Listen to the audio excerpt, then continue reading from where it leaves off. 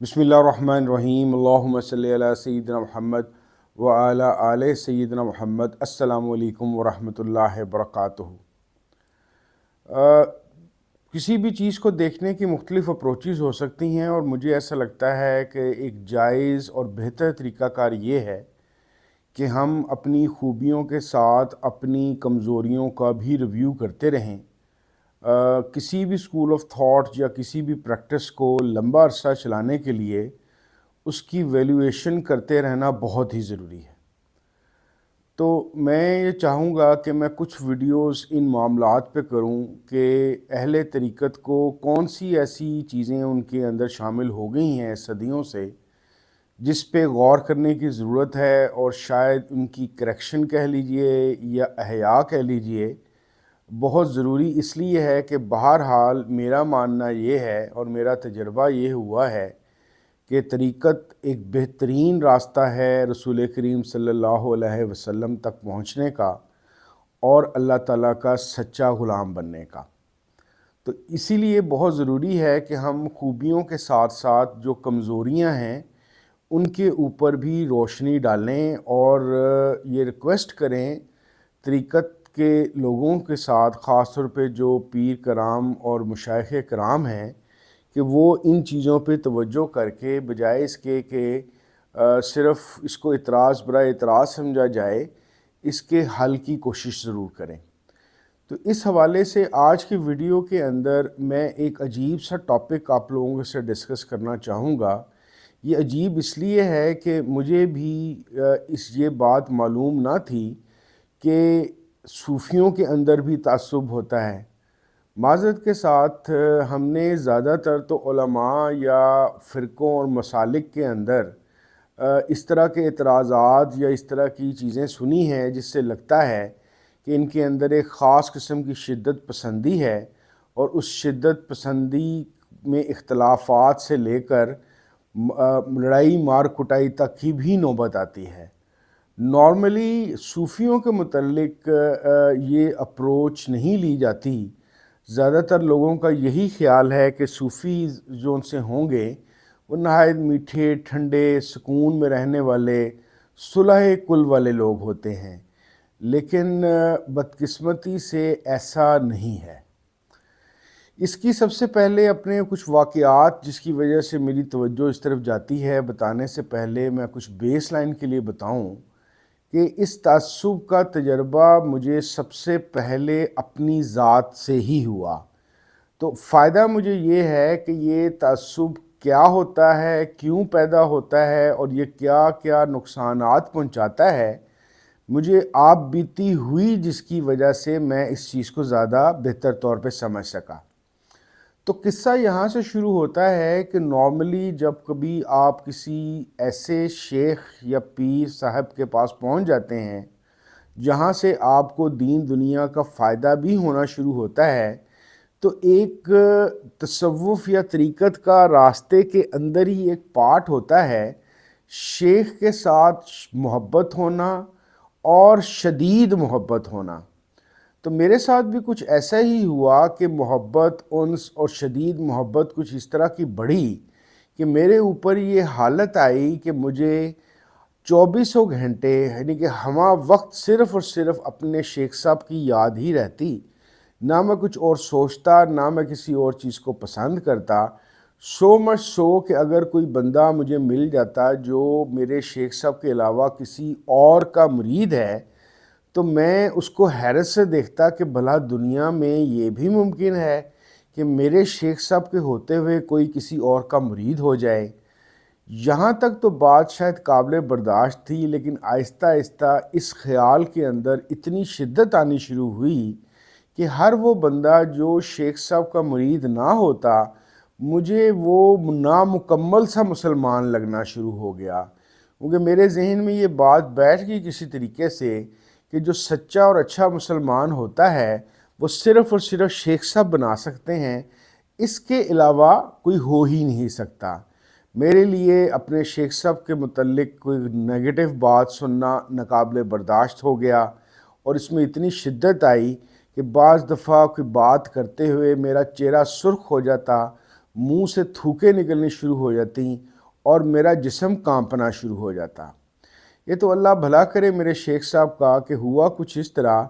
کہ ایک دفعہ شیخ صاحب سے متعلق کسی نے کچھ عجیب و غریب سے خطوط لکھ کے مختلف اداروں کو بھیجے، اور میں اس پہ اسی حالت کے اندر بہت زیادہ تڑپا، لیکن تڑپنے کے اندر مجھے یہ خیال آیا کہ میں کوئی حرکت کرنے سے پہلے شیخ صاحب سے پوچھ لوں۔ تو شیخ صاحب کو جب میں نے بتایا تو انہوں نے سخت ناراضگی کا اظہار کیا، اور انہوں نے کہا کہ تم کن چکروں میں پڑ گئے ہو، تمہیں کیا ضرورت ہے کہ کوئی ہمارے متعلق کیا کہہ رہا ہے کیا نہیں کہہ رہا، تم نے نہ غصہ کرنا ہے، نہ رسپانس دینا ہے، نہ اس کی پرواہ کرنی ہے، تم صرف اپنے راستے پہ چلو اور اس طرح کے مزاج اور اس طرح کا غصہ اور اس طرح کے شدت نہ لایا کرو۔ میرے لیے یہ بات سمجھنی تھوڑی مشکل اس لیے لگی مجھے شیخ صاحب کی کہ میرے ارد گرد کا جو ماحول تھا شیخ صاحب کے مریدین کا، ان کے خیال کے مطابق اس طرح کا غصہ کرنا، نفرت کا اظہار کرنا اور منہ سرخ کر کے تھوکے منہ سے نکال کے غصے سے اور جسم کانپتے ہوئے کرنا اصل میں شیخ صاحب سے محبت اور ایمان کی نشانی ہے، اور اس کو وہ کہا کرتے تھے کہ یہ غیرت شیخ کی نشانی ہے، کہ آپ کی غیرت گوارا ہی نہیں کرتی اس بات کو کہ آپ اپنے شیخ کے علاوہ کسی کا سوچیں، کسی کو پسند کریں، کسی کا ریفرنس دیں یا کوئی نیگیٹو بات برداشت کریں۔ لیکن جب شیخ صاحب نے مجھے یہ سمجھایا، اور ایک دفعہ نہیں کافی دفعہ سمجھایا کہ یہ غیرت شیخ نہیں ہوتی، اور ہم نے کبھی بھی اپنا بیہیویئر نیگیٹو نہیں کرنا، ہم نے ہر چیز کے ساتھ پازیٹیو چلنا ہے، تو آہستہ آہستہ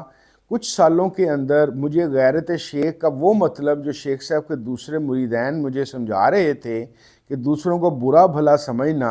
یا دوسروں کو کافر ہی قرار دے دینا کہ یہ ہمارے شیخ صاحب کے ساتھ نہیں ہیں یا نیگیٹو ہیں تو یہ مسلمان کے درجے سے ہی نکل گئے ہیں، میں الحمدللہ شیخ صاحب کی مہربانی سے اس مسئلے سے نکل آیا۔ لیکن بہرحال مجھے ایک ایکسپوجر اپنے ذاتی تجربے سے ہو گیا کہ طریقت میں چلتے ہوئے کوئی ایسی حالت ضرور ہوتی ہے جس کے اندر یہ تعصب یا یہ ایک غصہ یا یہ الجھن بندے کے اندر آ جاتی ہے۔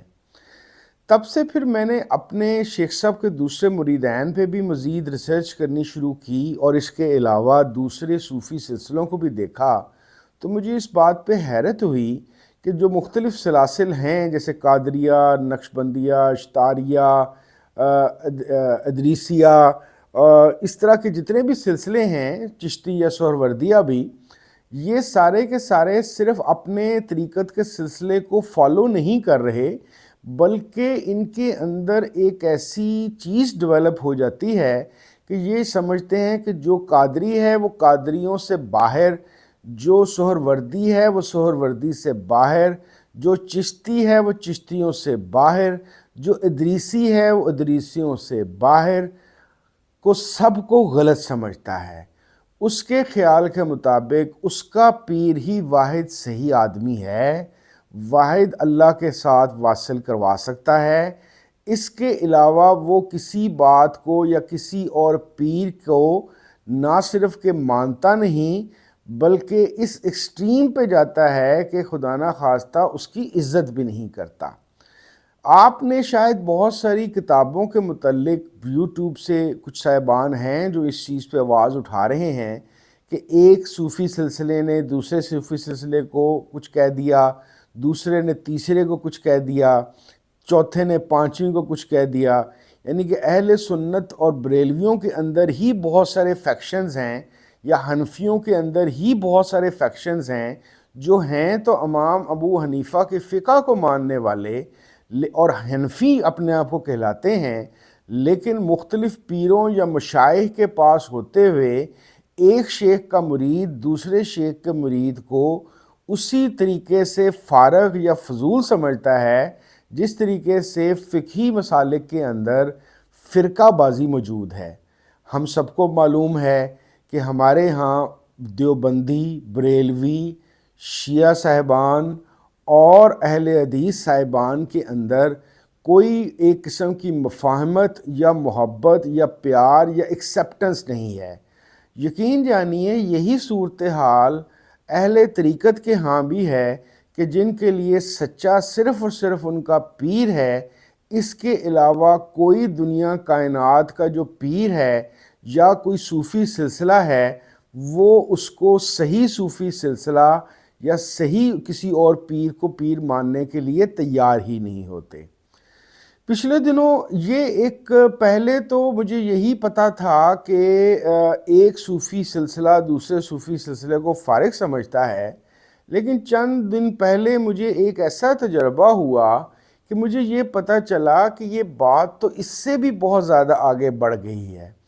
کسی ایک بیٹھک میں یا ایک پرا کہہ لیجئے یا پنچایت کہہ لیجئے، میں بھی وہاں پہ موجود تھا۔ ایک ہی پیر صاحب کے دو فیکشنز آپس میں بیٹھے گفتگو کر رہے تھے، کسی معاملے پہ جھگڑا تھا اور اس کو سالو کرنے کی ایک کوشش یا اٹیمپٹ تھی۔ تو میں نے کیا دیکھا کہ ایک جو فیکشن کے صاحب تھے، دوسرے فیکشن کے صاحب بات کرتے کرتے وہ جو تھک گئے یا ان کو پیاس لگی تو انہوں نے ان صاحب کی طرف اشارہ کر کے کہا کہ ان کے سامنے پانی کی بوتل پڑی تھی کہ بھائی ذرا مجھے پانی تو پلا دیں۔ تو وہ دوسرے صاحب جو انہی پیر کے مرید تھے انہوں نے کہا نہیں، میں نے آپ کو پانی نہیں دینا، کیونکہ میں نے اس پہ شیخ جو ان سے ایک وظائف پڑھ کے پھونکے ہوئے ہیں اپنے شیخ کے، اور آپ اس شیخ کے مطابق نہیں چل رہے، اس لیے میں آپ کو پانی بھی نہیں دوں گا۔ میں یہ سوچ کے حیران پریشان رہ گیا کہ یہ دونوں صاحبان ایک ہی پیر یا ایک ہی شیخ کے مرید ہیں،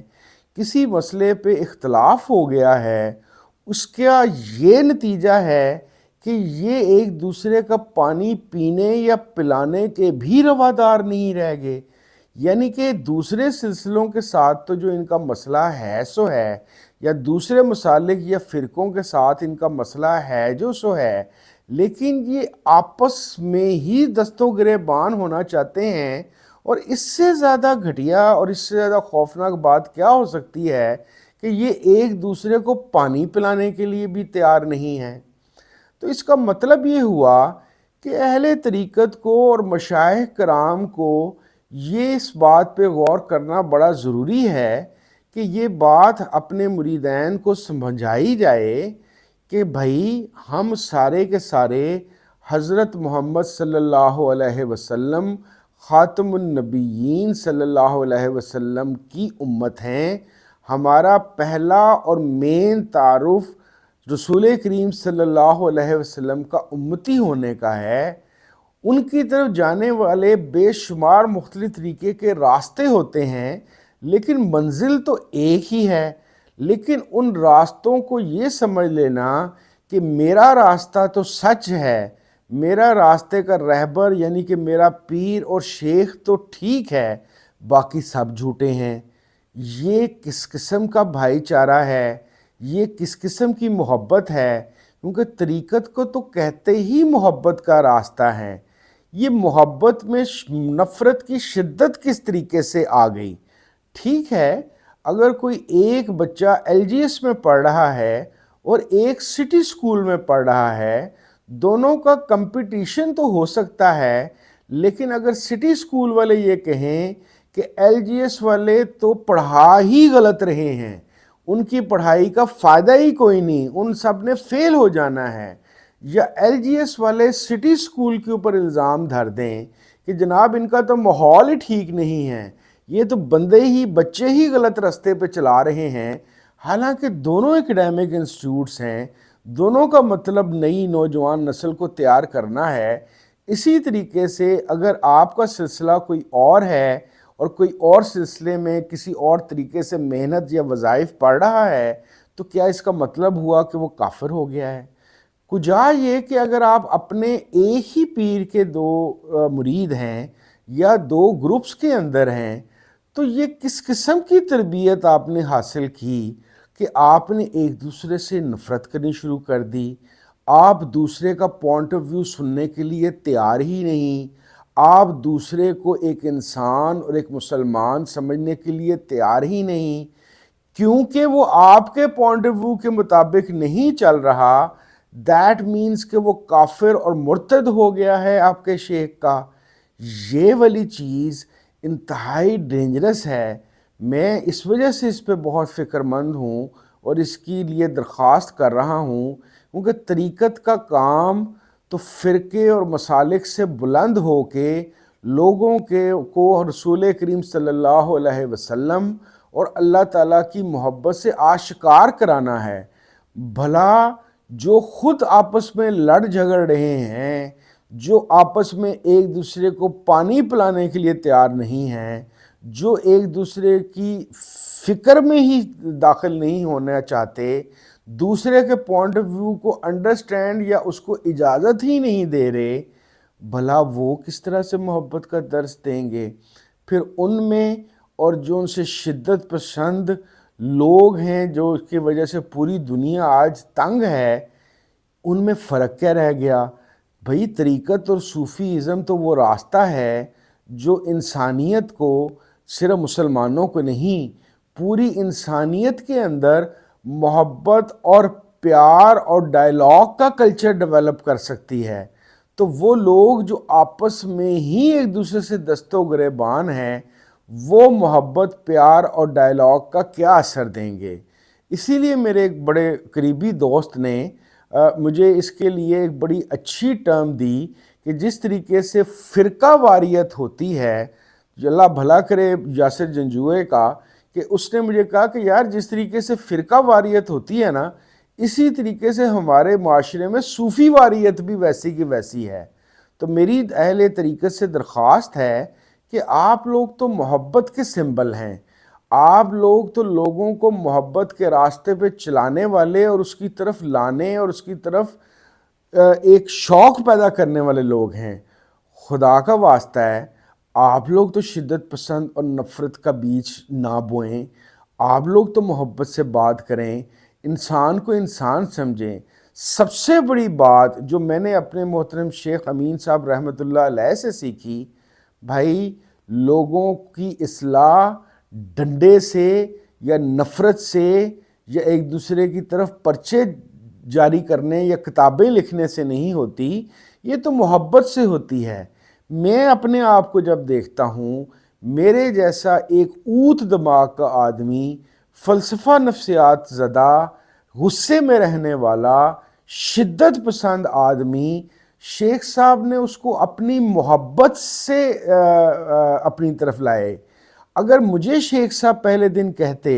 کہ بھئی نہ تیری داڑھی ہے، نہ تو نماز پڑھتا ہے، نہ تو جمعے پڑھتا ہے، نہ تو روزے رکھتا ہے، 24 گھنٹے تو سگریٹ پیتا رہتا ہے، جھوٹ تو بولتا ہے، بینک میں تو نوکری کرتا ہے، دفع ہو جا یہاں سے، تو کافر ہے، انہوں نے تو مجھے ایسا کہا ہی نہیں۔ انہوں نے کہا کہ تیری داڑھی نہیں، کوئی بات نہیں، تو نماز نہیں پڑھتا، کوئی بات نہیں، تو بینک میں کام کرتا ہے، کوئی بات نہیں، تو بدتمیز ہے، کوئی بات نہیں، تیرے اخلاقیات گھر والوں کے ساتھ ٹھیک نہیں ہیں، کوئی بات نہیں، تجھے میں اپنے دل سے لگاتا ہوں۔ شیخ صاحب نے مجھے اپنے ساتھ کھانے کھلائے، شیخ صاحب نے مجھے شربت پلائے، مجھے ٹافیاں کھلائیں، مجھے گلے سے لگایا۔ میرا اکثر جب سٹارٹ میں ان سے ملتا، وہ مجھے گلے سے لگا کے میرے جیسے فضول آدمی کا منہ ماتھا چومتے۔ بھئی میں نے تو اس طرح کی طریقت دیکھی ہوئی ہے، یہ پانی نہ پلانے والی، دوسرے کو کافر سمجھنے والی، دوسرے کے اختلاف کے بنیاد پر اس کو چھوڑ دینے والی، اس کو لفٹ نہ کرانے والی، یہ پتہ نہیں کون سی طریقت ہے۔ تو میری تو درخواست ہے، کیونکہ میں نے شیخ صاحب سے یہی سیکھا ہے کہ جو جتنا ٹیڑھا ہو جائے، جو جتنا زیادہ گناہ گار ہو جائے، اس سے اور زیادہ محبت کرو، اس سے اور زیادہ ریلیشن شپ میں آؤ، اس سے اور زیادہ کنٹیکٹ میں آؤ۔ تو میں الحمدللہ محترم شیخ صاحب کی تعلیمات کے زیر اثر میں کسی بھی اور سلسلے کے لوگوں کو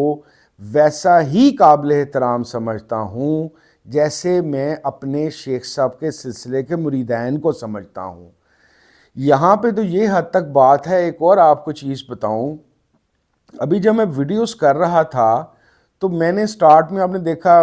صفدر بخاری المعروف پیر کاکی تاڑ صاحب کے متعلق ویڈیو کی، میں نے واصف علی واصف صاحب کے متعلق ویڈیو کی، میں نے سرفراز شاہ صاحب کے متعلق ویڈیو کی، دوسرے بزرگان کے متعلق بھی بات کی۔ آپ کو پتہ ہے शेख साहब के मुरीदों की एक बड़ी तादाद ने मुझे जी भर के गालियाँ निकाली, मुझे बुरा भला कहा। उन्होंने कहा कि ये तो गैरत शेख के ख़िलाफ़ है, तू किसी और की बात क्यों कर रहा है। मैं इस बात को हैरान रह गया कि भाई मैं तो अपनी लाइफ की हिस्ट्री बता रहा हूँ कि मैं इन लोगों से मिला,